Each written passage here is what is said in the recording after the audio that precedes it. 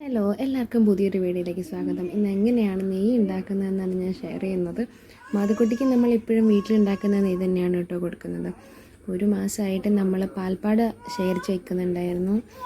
അത് നമ്മൾ നല്ല തണുത്ത വെള്ളത്തിൽ ഇട്ടിട്ട് നല്ലപോലെ ബ്ലെൻഡ് ചെയ്യുക. അപ്പം വെണ്ണ നമുക്ക് മേളിൽ തെളിഞ്ഞ് വരുന്നതായിട്ട് കാണാം.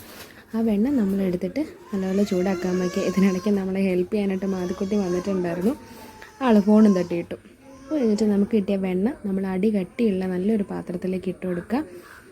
അത് കുറച്ച് സമയം ഹൈ ഫ്ലെയിമിൽ തന്നെ വയ്ക്കുക. അത് കഴിഞ്ഞിട്ട് ഫ്ലെയിം ലോ ആക്കി കൊടുക്കുക. നമുക്ക് നോക്കിയാൽ കാണാം വെണ്ണ എന്ത് ചെയ്യുക, ഉരുകി വരുന്നുണ്ട്. നമ്മൾ പായസം ഇളക്കുന്ന പോലെ ഒന്നും ഇളക്കണ്ട, എന്നാലും നമ്മൾ ഇടയ്ക്കിടയ്ക്ക് ഒന്ന് ഇളക്കി കൊടുക്കണം കേട്ടോ. വെണ്ണ ദേ മുഴുവനായിട്ട് ഉരുകി വരുന്ന നമുക്കൊന്ന് കാണാം. ചെറിയ ചെറിയ ബബിൾസൊക്കെ വരും കേട്ടോ. അത് നമ്മൾ നല്ലപോലെ ഇളക്കി കൊടുക്കുക.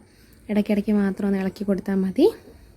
ഇളക്കി കൊടുത്ത ശേഷം നമുക്ക് ഇങ്ങനെ കാണാൻ പറ്റും നെയ്യ് തെളിഞ്ഞ് വരുന്നത്. നമുക്ക് ഈ കിട്ടിയ ബട്ടർ ഉണ്ടല്ലോ, വെണ്ണ നമുക്ക് അങ്ങനെ വേണമെങ്കിൽ അങ്ങനെ തന്നെ സൂക്ഷിച്ച് വെക്കാം, ഇല്ലെങ്കിൽ ഇതുപോലെ നെയ്യായിട്ട് വയ്ക്കാം.